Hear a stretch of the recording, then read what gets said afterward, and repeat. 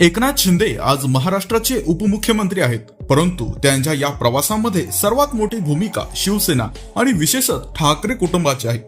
जर शिवसेनेचा आधार आणि ठाकरे कुटुंबाचा आशीर्वाद मिळाला नसता तर शिंदे यांना आजच्या उंचीवर पोहोचणे कठीण झाले असते. चला या संपूर्ण प्रवासाचे तपशीलवार माहिती घेऊया. एकनाथ शिंदेंचा राजकीय प्रवास पाहता त्यांनी ठाणे जिल्ह्यातील राजकारणात स्थानिक पातळीवर शिवसेनेच्या माध्यमातून काम करण्यास सुरुवात केली. 1997 मध्ये त्यांची ठाणे महानगरपालिकेवर नगरसेवक म्हणून निवड झाली.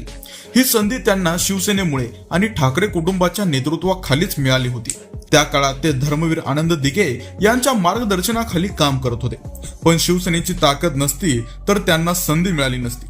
पुढे उद्धव ठाकरे यांच्यामुळे शिंदेचे राजकीय वजन वाढत गेले. 2004 मध्ये उद्धव ठाकरे यांच्या नेतृत्वाखालील शिवसेनेला त्यांना विधानसभा निवडणुकीत उमेदवारी दिली.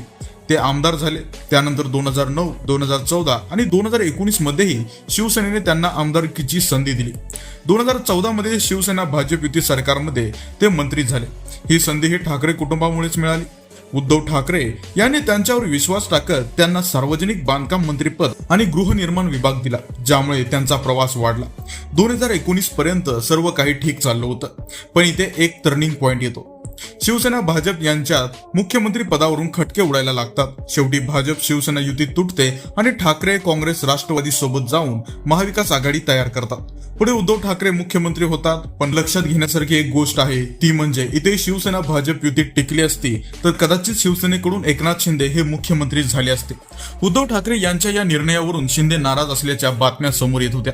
अखेर 2022 मध्ये शिंदेंनी शिवसेनेत बंड करून भाजप सोबत सत्ता स्थापन केली आणि मुख्यमंत्री झाले.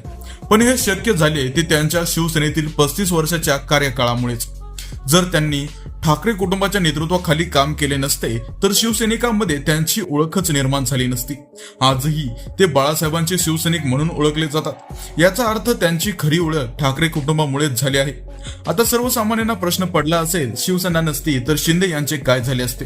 याचं उत्तर आहे, जर शिवसेनेने त्यांना संधी दिली नसती तर ते साधे नगरसेवक म्हणूनच राहिले असते. ठाकरे कुटुंबाचा पाठिंबा नसता तर त्यांना मंत्रीपद, संघटन कौशल्य आणि मोठा जनसंपर्क मिळाला नसता. भाजपने त्यांना थेट मुख्यमंत्री बनवले, पण त्याच्या मागील शक्ती ही त्यांची शिवसेनेतील वर्षानुवर्षाची निष्ठा होती. एकनाथ शिंदे यांचा आजचा राजकीय प्रवास हा पूर्णपणे ठाकरे कुटुंबाच्या निर्णयावर आणि संधींवर अवलंबून होता. जरी त्यांनी 2022 मध्ये वेगळी वाट धरली असती तरी त्यांचे राजकीय आयुष्य उभे राहिले ते शिवसेनेच्या आधारावरच. त्यामुळे शिंदे आज जे काही आहेत ते फक्त ठाकरेमुळेच, हा दावा मोठ्या प्रमाणात खरा आहे. तुमच्या प्रतिक्रिया आणि तुमचं मत काय आहे?